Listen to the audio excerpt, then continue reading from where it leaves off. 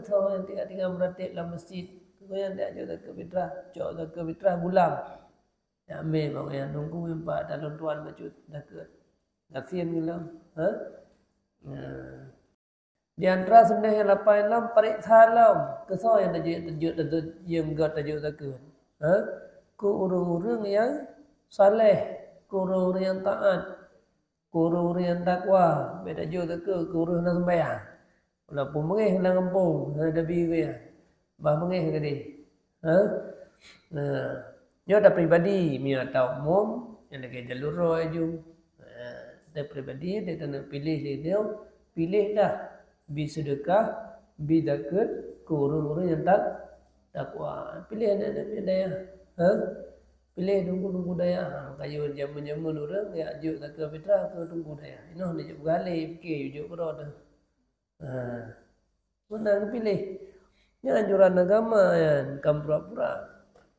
Orang-orang takwa, orang-orang taat, orang-orang yang saleh. Nanti orang dia.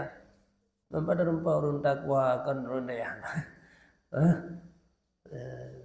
Orang saleh minta yang sunyi mereka itu bagi tijarah akhirat. Tak tahu yang tinggal beratik dalam masjid.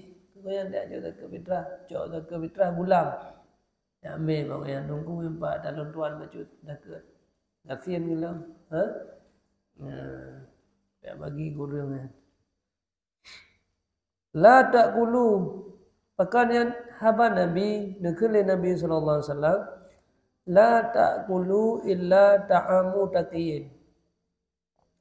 Baik kata makan kecuali makanan urun takwa. Ya, tanya pim nanti tanya yang tejuk terkah kau yo leh. Ha? Baik ada baju. Baik ada terima. Ni hana manga ada terima. Kakak home cara haji, baik ada baju kau haji. Ha? Baik ada baju kecuali makanan orang yang takwa. Orang yang halia tak mak minta apa. Dan baik baju akan makanan kata kecuali orang takwa sih. Atagop baik tak baju tanya kecuali makanan orang takwa. Ada katanya lanjut berhad yang iru'uh tanya ku orang yang bertakwa yang banyak nyembang undang-undang.